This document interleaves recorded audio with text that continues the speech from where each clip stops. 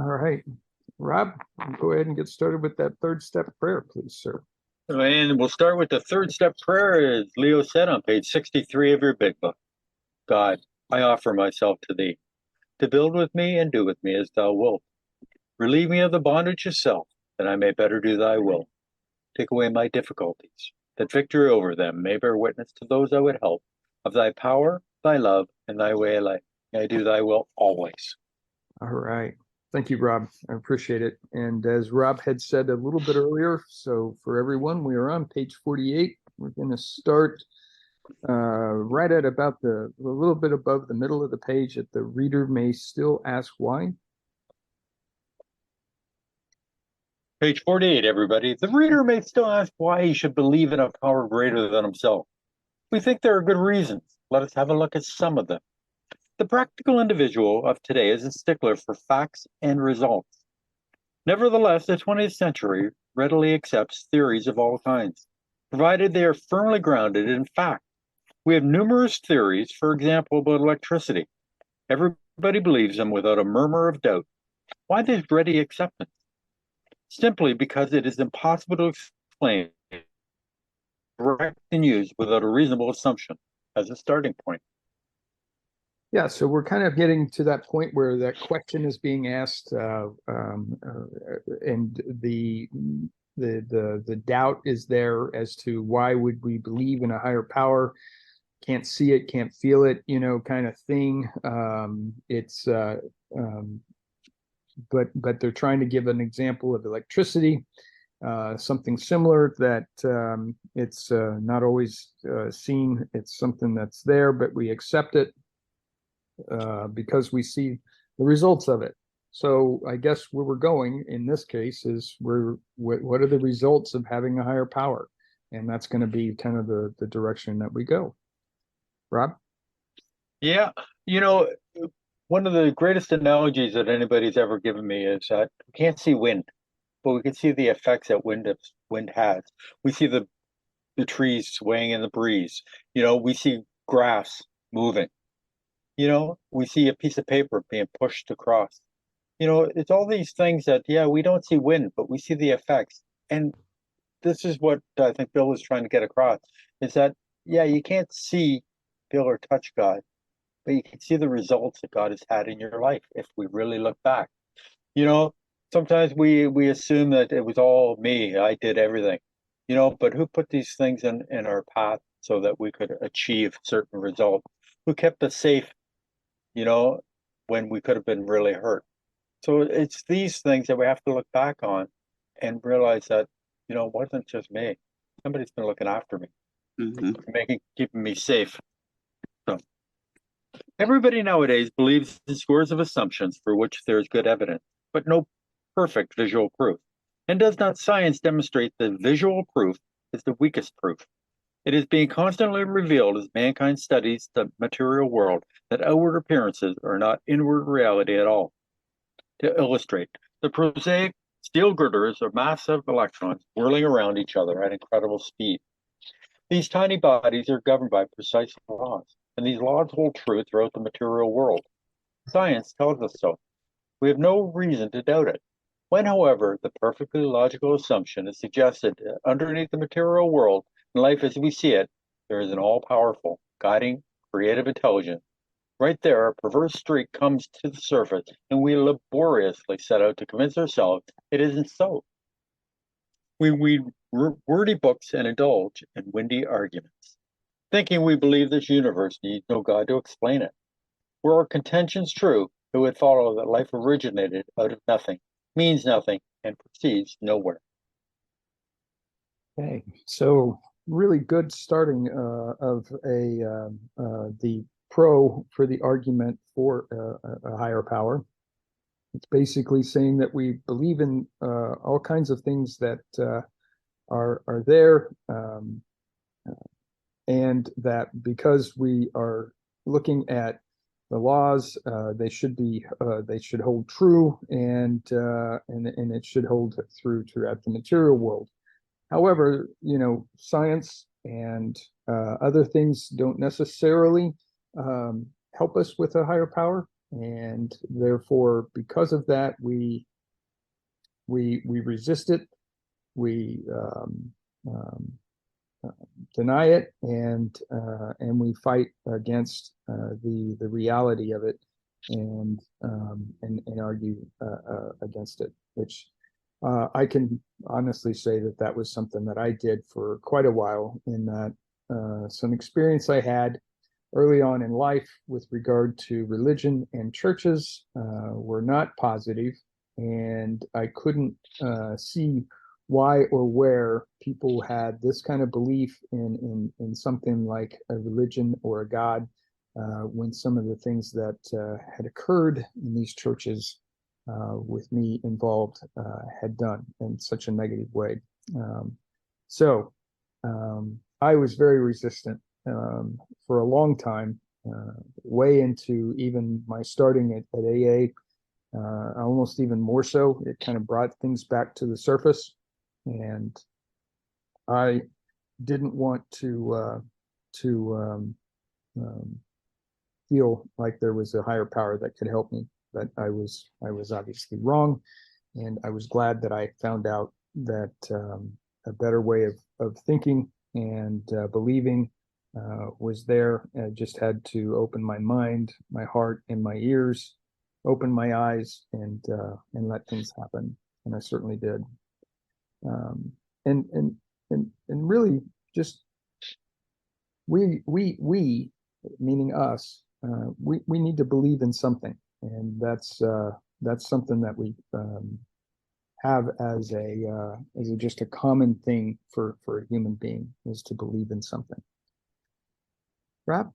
I like how they say here, and does not science demonstrate that visual proof is the weakest proof? And when I read that, I think of magicians and how they can make things appear and disappear. And we know it's a trick. But in my mind, it's like, wow, how did they do that? And then I'll see the trick being done, and I still wonder, how did they do that? Because, we see things happen.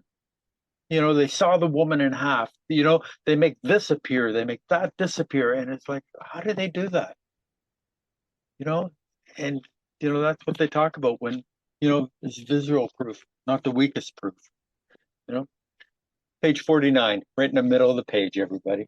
Instead of regarding ourselves as intelligent agents, spearheads of God's ever advancing creation, we agnostics and atheists choose to believe that our human intelligence was the last word, the Alpha and the Omega, the beginning and end of all.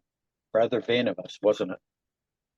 Yeah, very profound here with regard to this statement, and I highlighted it and even underlined a couple of pieces or parts of it, and it is very true. Instead of regarding ourselves as intelligent agents, spearheads of God's ever advancing creation, we agnostic and atheists choose to believe that our human intelligence was the last word. And obviously, if you are closed mind and narrow focus, that's certainly what's going to happen, and you're going to find yourself with a resistance there that's going to hinder and or prevent your recovery, because it's just not going to happen with your own self will and self knowledge, and not allowing something else to come into your life like this and to help out. Rob? Beautifully put, Leo, because that's what Bill is trying to get us to do here, to lay aside our old prejudice or our old ideas and let new ones come in. But how well has our life been running up to this point? Not very well. The decisions that I made in my life turned against me, and as Bill so eloquently stated in his story, it's like a boomerang. It came back and cut him to shreds. My decision didn't put me in the best possible position to succeed. My best thinking got me where? Here. The last door on the street. The only place that would take me after all I said and done. So I have to lay aside all those other previously thought ideas and open myself up to new ones. Why? Because what I was doing before, it wasn't working. It didn't keep me happy, didn't keep anybody around me very happy. I was helpful to nobody. I wasn't helpful to myself. But open up myself to new ideas, to a new way of living, a new way of life. We who have traveled this dubious path beg you to lay aside prejudice, even against organized religion. We have learned that whatever the human frailties of various faiths may be, those faiths have given purpose and direction to millions. People of faith have a logical idea of what life is all about. Actually, we used to have no reasonable conception whatsoever. We used to amuse ourselves by cynically dissecting spiritual beliefs and practices, when we might have observed that many spiritually minded persons of all races, colors, and creeds were demonstrating a degree of stability, happiness, and usefulness which we should have sought ourselves. Yeah, and really, this is people that once didn't believe, closed off, narrow-minded, narrow-focused kind of things, opened their minds, opened their hearts, opened their eyes and ears, and now they're saying, here's the result of that. We actually are proof that it is there, and we were closed off. Now we're not, and look at what the results are. And they want you to lay aside your prejudice, even against organized religion. This is given purpose and direction. That's a very profound statement. It's given purpose and direction with this faith and this belief that you have in a higher power, and the capability that you gain after doing so. Lay aside that cynicism, lay aside the prejudice, lay aside the resistance, and just relax and let things occur, and you will find that you are in a much more stable place, a lot happier. And as we are going to learn as we go through this, applying all the 12 steps to our entire life makes us a whole lot more useful to others, as well as to our higher power. Rob? It makes us happier too. Yep. Page 50, everybody. Instead, we looked at the human defects of these people and sometimes used their shortcomings as the basis of wholesale condemnation. We talked of intolerance. Well, we weren't tolerant ourselves. We missed the reality and the beauty of the forest because we were diverted by the ugliness of some of its trees. We never gave the spiritual side of life a fair hearing. Nope, we sure didn't. And that's what's important here. This last sentence in this paragraph, we never gave the spiritual side of life a fair hearing. And that's what we're trying to do here, is just to say, give it a chance and see what happens.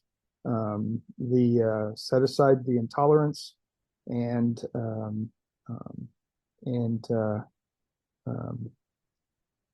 look at the look at the beauty of things, and allow you to understand that things just don't happen because of science. There's good reason for something other than that, which is that higher power and that spiritual being.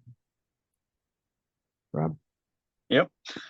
On one proposition, however, these men and women are strikingly agreed. Yep. Every one of them has gained access to and believes in a power greater than himself. This power has in each case accomplished the miraculous, the humanly impossible. As the celebrated American state put it, let's look at the record. Okay, and as that Rob, I'm sorry, we skipped a paragraph there. In our personal stories, you will find a wide variation in the way each teller approaches and conceives of the power which is greater than himself. Whether we agree with a particular approach or conception seems to make little difference. Experience has taught us that these are matters about which, for our purpose, we need not be worried. They are questions for each individual to settle for himself. On one proposition, however, these men and women are strikingly agreed. Every one of them has gained access to and believes in a power greater than himself. This power has in each case accomplished the miraculous, the humanly impossible. As the celebrated American state put it, let's look at the record. Here we are, so the thinking here is on a personal level. Whether we agree with a particular approach or conception seems to make little difference. It's really that how you get there is not as important as getting there. What you believe in as your higher power isn't necessarily as important as to the next person or the next. It's that is yours, and it's very personal. Should be very powerful. And because of that, this access that you've gained, you've got a power greater than yourself, and in every case, we can raise our hand and say that the miraculous was achieved, and the humanly impossible. The impossible, that's what's important here. It's the beyond the human power for your higher power that we're trying to accomplish here. And it's on a very personal and very individual level, but one that you will find a lot of success with once you've tapped into it. Rob? Yep. Here are thousands of men and women, worldly indeed. They flatly declare that since they have come to believe in a power greater than themselves, to take a certain attitude towards that power, and to do certain simple things, there has been a revolutionary change in their way of living and thinking. In the face of collapse and despair, in the face of the total failure of their human resources, they found that a new power, peace, happiness, and sense of direction flowed into them. This happened soon after they wholeheartedly met a few simple requirements. Once confused and baffled by the seeming futility of existence, they showed the underlying reasons why they were making heavy going of life. Leaving aside the drink question, they tell why living was so unsatisfactory. They show how the change came over them. When many hundreds of people are able to say that the consciousness of the presence of God is today the most important fact of their life, they present a powerful reason why one should have faith. Yes, we are talking a little bit about the human experience here as we kind of outline this paragraph. A couple of things to note. They came to believe in a power greater than themselves, which is really kind of your step two. And then to take a certain attitude toward that power and to do certain simple things, which is kind of a three working into four. And then there has been this revolutionary change. And let's talk about the revolutionary. It's profound. It is very, very distinct and powerful. And then it changes the way of living and thinking, which is really kind of a reference to steps 4 through 12. And then as we go along here, wholeheartedly met a few simple requirements, which is doing the rest of the work, if you will, with regard to this program and this solution. And once confused and baffled, and of little care of your existence, you now have something to live for and to strive for, and there's a lot more clarity and a lot better direction.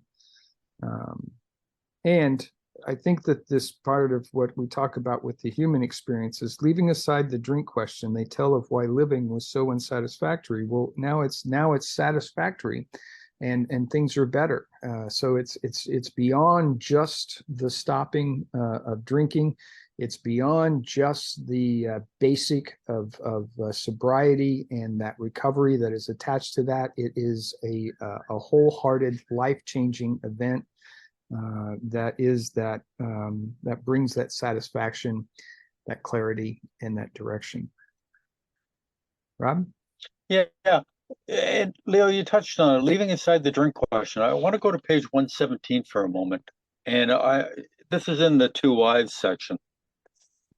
These workouts should be regarded as part of your education, for thus you will be learning to live. You will make mistakes, but if you are in earnest, they will not drag you down.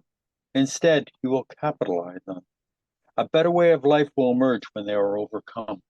So, the whole idea is that, okay, the drink issue is behind us. We still have to live. We're going to make mistakes. It's how we deal with them now. We are given a spiritual toolbox. We have tools now that we use when things upset us. so that resentments do not grow and that we can start to live life, God's life, do God's will. What does God want me to do in this situation? Okay, we ask when in doubt or unsure, when we are confused and baffled. Yeah, remember, this book isn't just teaching us how not to drink. Okay, it's teaching us how to live our life, a whole new way of life. Okay, one that is going to be miraculous. Okay, we're on page 51, everybody. Welcome, Leslie. Great to have you here. This world of ours has made more material progress in the last century than in all the millenniums which went before. Almost everyone knows the reason. Students of ancient history tell us that the intellect of men in those days was equal to the best of today. Yet in ancient times, material progress was painfully spirit of modern scientific inquiry, research, and invention, almost unknown. In the realm of the material world, men's minds were fettered by superstition, tradition, and all sorts of fixed ideas. Some of these contemporaries of Columbus thought a round world preposterous. Others came near putting Galileo to death for his astronomical heresy. Yeah, so what we're saying here is that people of of that time were just as intelligent and or smart as we are today. The difference being is that the prejudices and the superstitions and that type of thing were holding them back mightily. I mean, just holding them back from ever progressing. And when somebody did try to step out of line, if you will, they were ridiculed, they were attacked, and it was very, very hard. So now that those prejudices and superstitions have been set aside, we've been able to advance in a way that has been unprecedented over the last 100 years.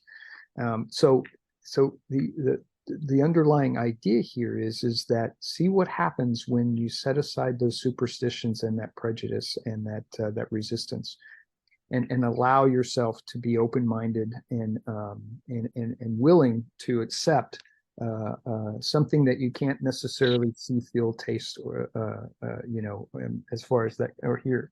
So the advances made because of this stuff was set aside. So what we're basically doing is saying you as an individual can set your superstitions, your resistance, your aside, and allow this higher power and the spiritual being to come into your life, and watch what the advances are and how fast they come, and how good they are. Rob?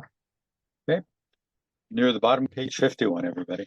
We asked ourselves this: are not some of us just as biased and unreasonable about the realm of the spirit as we were the ancients about the realm of the material?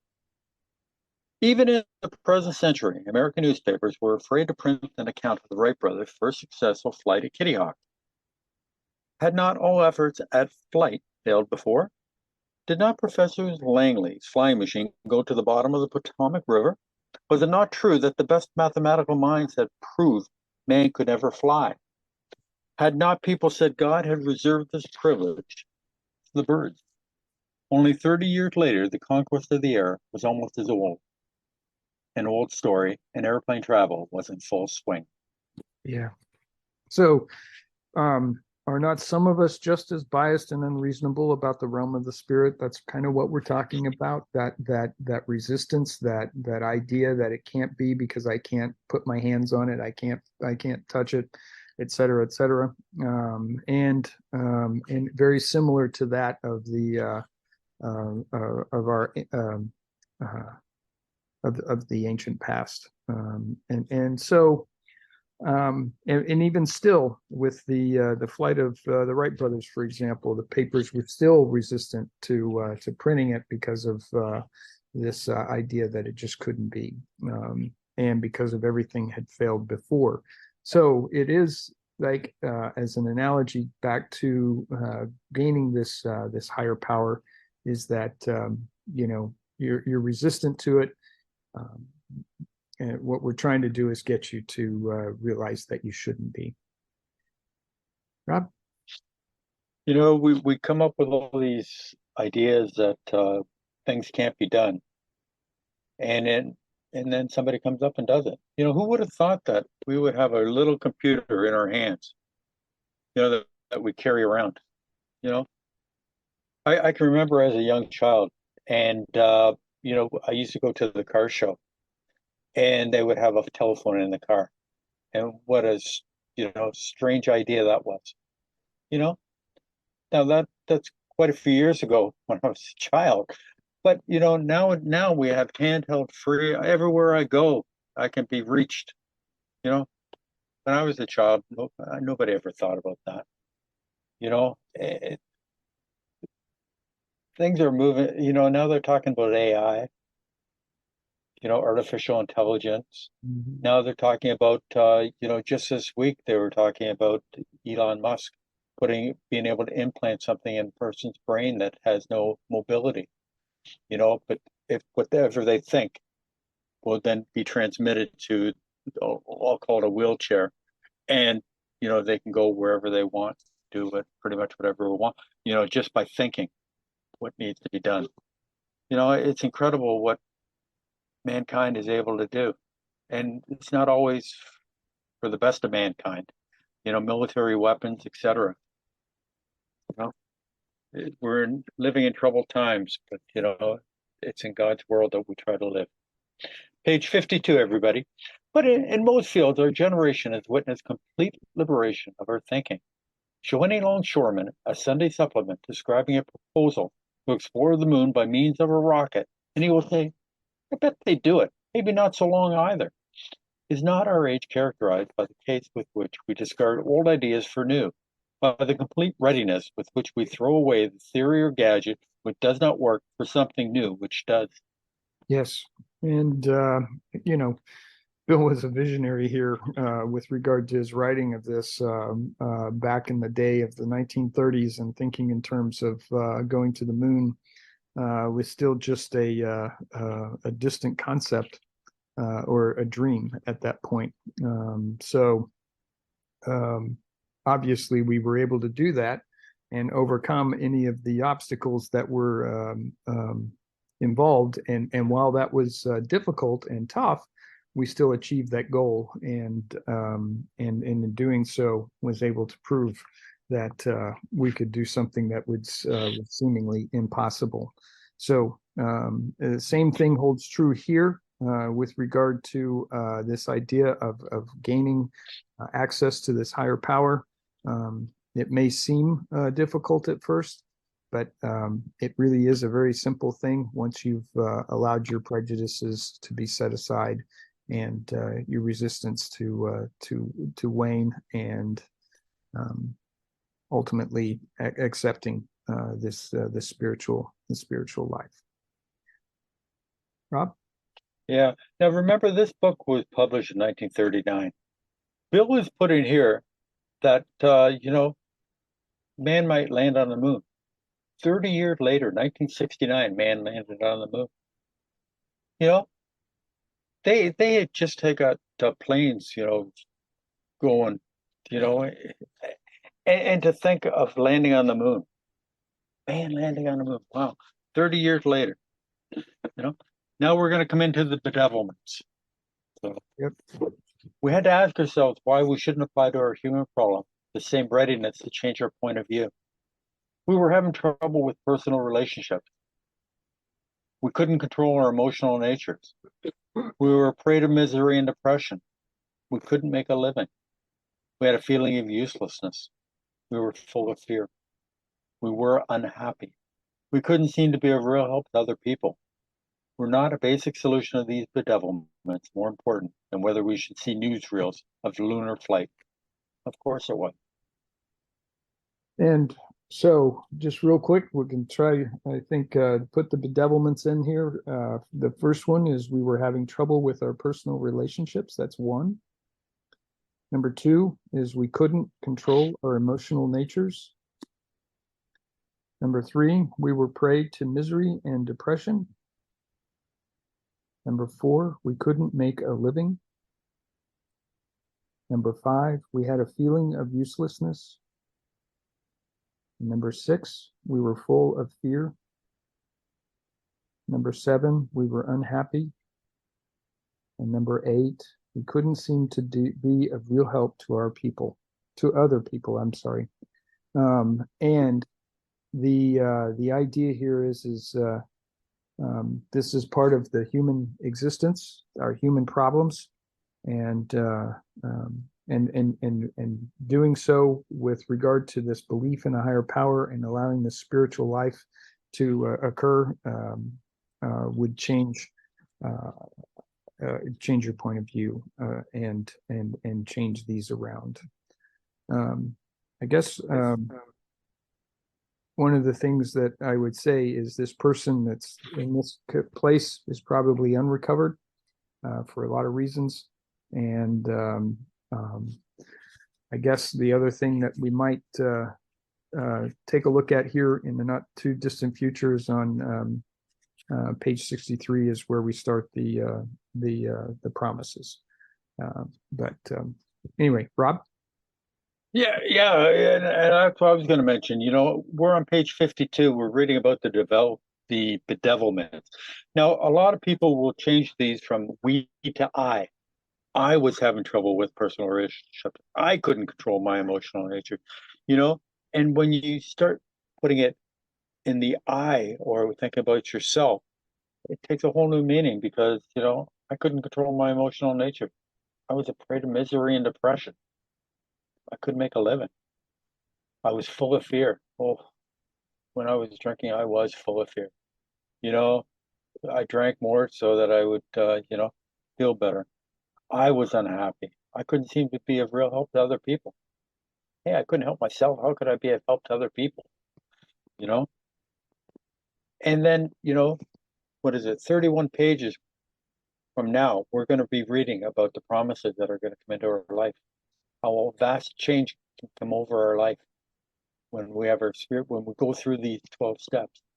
You know, we turn our life and our will over to the God as we understand Him. You know, a whole new way of living. You know, we can have. You know, and we can get rid of these devilment. We can turn them into positives. When we saw others solve their problems by a simple reliance on the spirit of the universe, we had to stop doubting the power of God. Our ideas did not work. The God idea did. That's a must.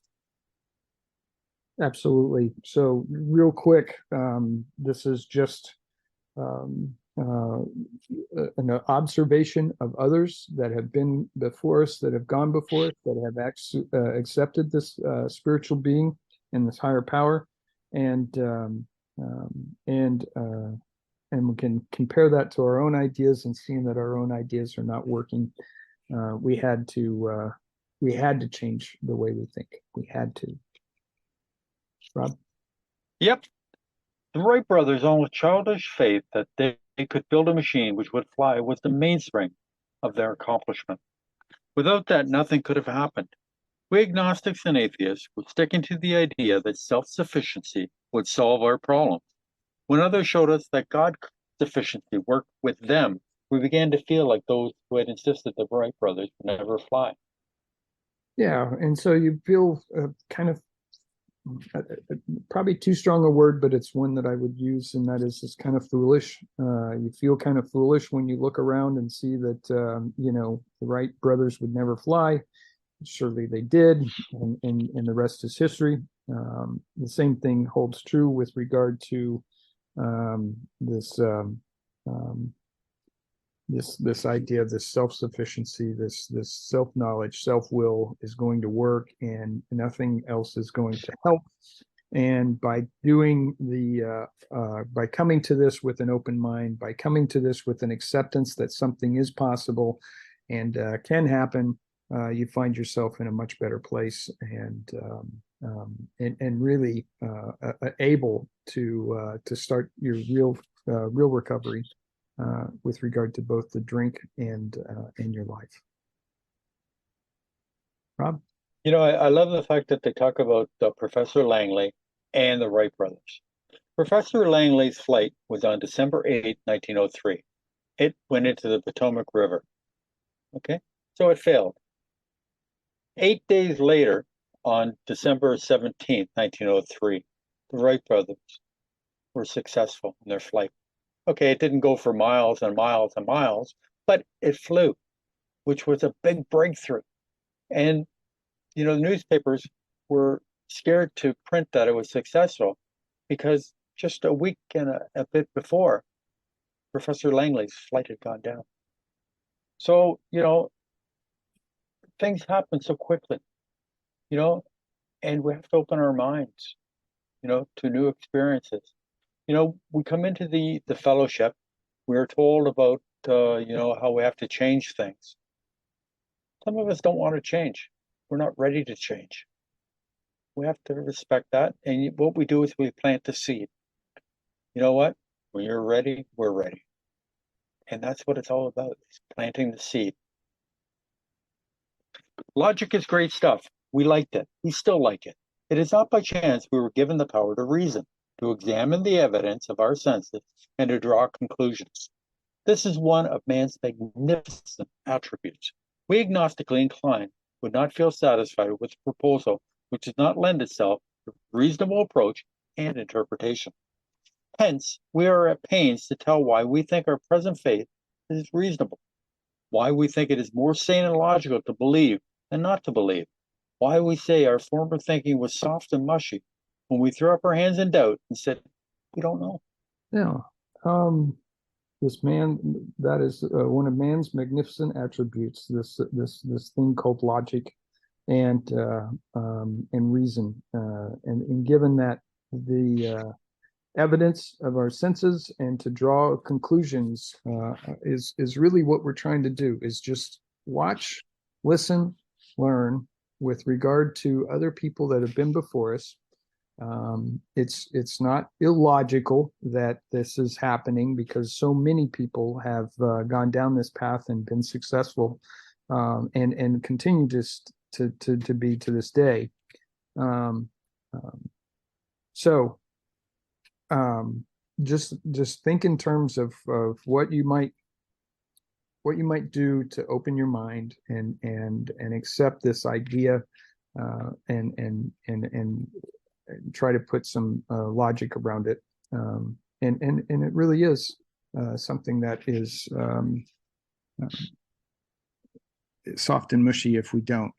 The idea here is that saying that you don't know isn't necessarily a bad thing. It's just you exercising your curiosity and finding out what is, and opening up your mind to the idea and the concept. Rob? When we became alcoholics, crushed by a self-imposed crisis, we could not postpone or evade. We had to fearlessly face the proposition that God either is everything or he is nothing. God either is or he isn't. What was our choice to be? Arrived at this point, we were squarely confronted with the question of faith. We couldn't duck the issue.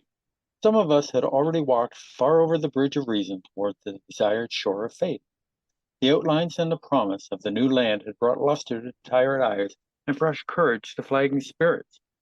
Friendly hands had stretched out in welcome. We were grateful for that reason had brought us so far, but somehow we couldn't quite step ashore. Perhaps we had been leaning too heavily on reason that last mile, and we did not like to lose our support. Sure, and this is I think that there's some misconceptions with this first part of this paragraph, which is that he is nothing, God either is or he isn't. What is our choice to be? You do need to read on into the next paragraph in order to kind of get to what Bill is trying to convey to us. We're squarely confronted with the question of faith, and you really can't avoid the idea, and you've already gotten to the point that you've gone over to a certain point. Here is as an analogy of walking across a bridge and stepping ashore on the other side. It's that last couple of steps that always seem to be the most difficult. And but the idea here is that reason got you to this point. and maybe we were too reliant on reason, and not on faith. So with this idea, you need to believe first before you have faith, and then basically, belief comes first and faith comes after.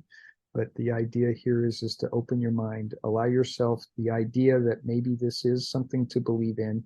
You're well on your way at that point, and with that belief, ultimately comes faith, which is where you really want to make that last step ashore, and finally find that higher power being brought into your life.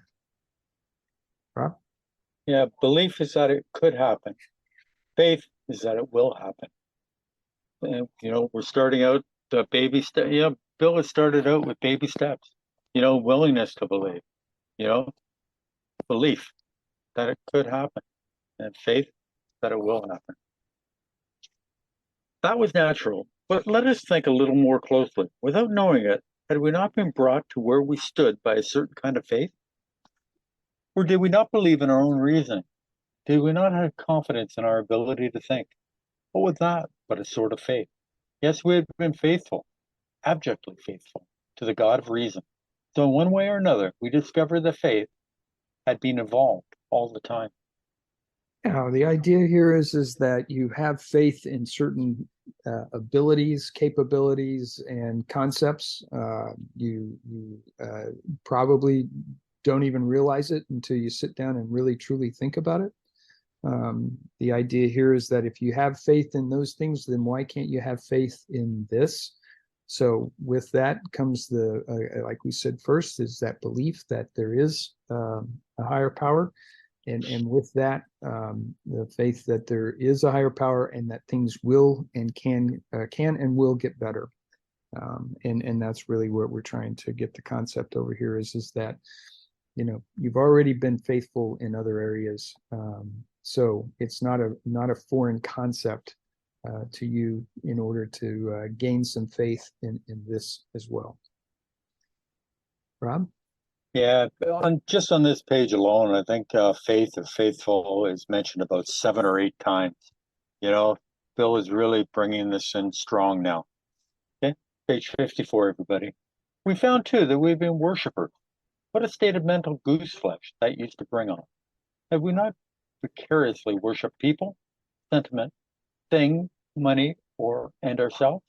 And then with a better motive, had we not worshipfully beheld the sunset, the sea, or a flower? Who of us has not loved something or somebody? How much did these feelings, these loves, these worships have to do with pure reason? Little or nothing, we saw at last. Were not these things the tissue out of which our lives were constructed? Did not these feelings, after all, determine the course of our existence? It was impossible to say we had no capacity for faith, or love, or worship. In one form or another, we'd been living by faith, little else. Yeah, Bill gives a lot of good examples here of where we might have had faith, and not necessarily with regard to reason, that they are there, and it really is a question is where do you spend most of your time, energy, and thinking, and that is those things that you're most faithful in. In a lot of ways, worshiping people, sentiment, things, money, and ourselves, all things that could be positive, but in a lot of ways maybe negative. But yet here we are. And then you also worship things like sunrises and sunsets, the sea and its power, and a flower and its beauty. So those are things that you can't necessarily have a lot of reason around. And so the idea here is that you can, in fact, believe in a power greater than yourself, and have that feeling of love and contentment abound. So it would be a lot of faith in order to get there, is what we're trying to get to, is that you already have it. Let's just redirect it and use it in a different way. And there you go. Rob? Imagine life without faith. Were nothing left but pure reason, it wouldn't be life. But we believed in life. Of course we did. We could not prove life in the sense that you prove a straight line is the shortest distance between 2 points. Yet there it was.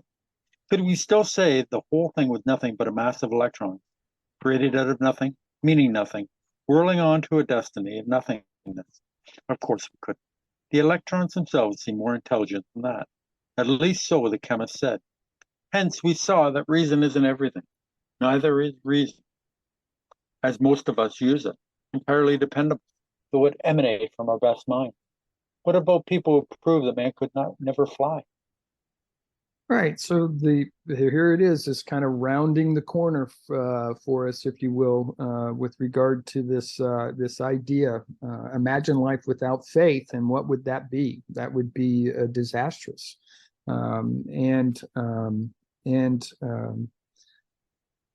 That you know certain things that are absolute don't necessarily apply, but at the same time they do in certain ways. So the idea here is that faith is very much a part of our lives and should be a part of our spiritual being as well. Rob? Yeah, I always think of the foxhole prayers. If God, get me out of this, and I'll start believing in you. God, get me out of this, and I'll start going to church every Sunday. God, get me out of this. And the foxhole prayers. Bill Wilson is telling us that we need a power in our lives. That we have to sweep away prejudice. We have to think honestly, diligently, and we have to search. It's incredible. Page 55, everybody. Yet we have been seeing another kind of flight, a spiritual liberation from this world. People rose above their problem. They said God made these things possible, and we only smiled. We had seen spiritual release, but like to tell ourselves it wasn't true. Yep, and this is that resistance again. It's is that idea that this can't be, and this is not applying the faith that you have in other things to this concept, but you are seeing it in other people, but not allowing yourself to believe it. And part of it is that, and we're learning this, is that that we didn't know what they were talking about, but now we do. Now we're starting to gain that knowledge about what they're talking about, and with that knowledge, we can start to believe and then ultimately have faith in. Rob? Yeah, they said God made these things possible. We only smiled. We had seen spiritual release, but we like to tell ourselves it wasn't true. Yeah. Incredible, powerful line.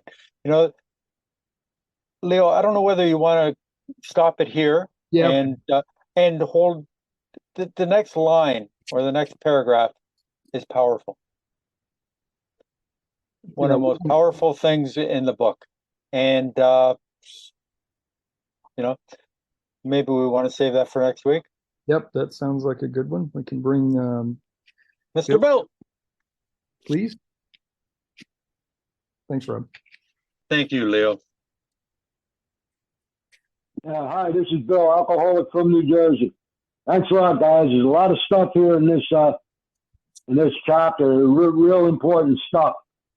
Basically, what Bill Wilson is trying to do here, he's trying to give us some kind of logical reasoning that we need to have a higher power in our life.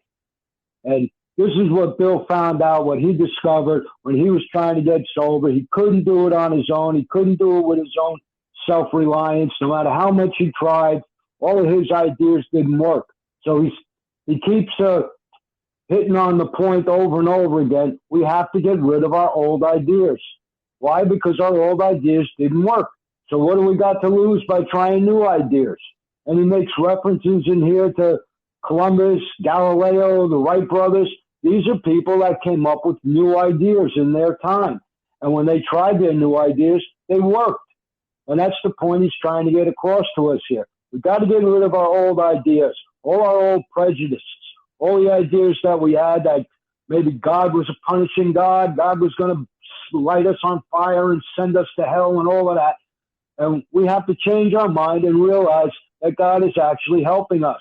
If we look back on all the coincidences that got us here, that got us sober, got us into AA, we'll see that something or someone had to be watching over us.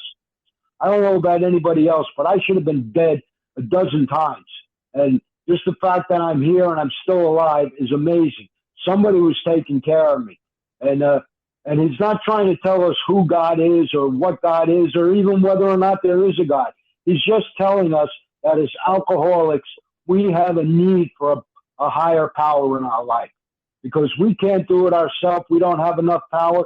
We need to get a higher power in our life. That's basically the point Bill's trying to get across here with this whole chapter here. And this is Bill's rendition of his spirituality. And the amazing thing about this is Bill did not have any kind of theological training or anything. This is after Bill went through his spiritual experience, he started getting spiritual and all of that stuff. And somehow he was able to come up with all of this stuff. Instead of being interested in trying to pull scams on Wall Street and whatever he was doing before that, now he was interested in spirituality and in trying to carry a message and help other people. So something amazing happened to Bill when he had his spiritual experience. And he's trying to transfer that same information to us so that the same thing can happen with us. That's basically what this whole chapter here is about. It's not really just about getting sober. It's about getting a higher power in your life. And whatever that is, that's your own business. You can use whatever makes sense to you. As long as it fits in the steps and it makes sense, you can use whatever you want as a higher power. And again, the point Bill's trying to get across to us, we can't do this by ourselves. We need to have a higher power. And whatever it is, as long as it works for you, keep using it. That's the great thing about this, about AA. Everybody can use whatever their own conception of God is. You don't have to believe what I believe, and I don't have to believe what you believe. As long as we all believe that it's not us, as long as I believe it's not me, that's why it says a power greater than ourselves. That means it's not us. So whatever you want to use, God, Mother Nature, Father Time, the spirit of the universe, whatever works for you, use it. But just understand, you yourself do not have enough power to defeat alcoholism. That's why you're here. That's why all of us are here. We tried on our own. We tried with our own self-knowledge and self-will, and all of that stuff doesn't work. So all Bill's doing is he's saying, you got to get something more powerful in your life because you don't have enough power. This is kind of really logical to me. It makes a lot of sense. That's all I got for now. Thanks a lot for letting me share. Thanks very much, Bill. And that's why we're given a spiritual kit of power tools to use. Absolutely. Absolutely. Sorry, I had to throw that in. Yep. The serenity prayer. Yes, sir. God, grant me the serenity to accept the things I cannot change, courage to change the things I can, and wisdom to know the difference.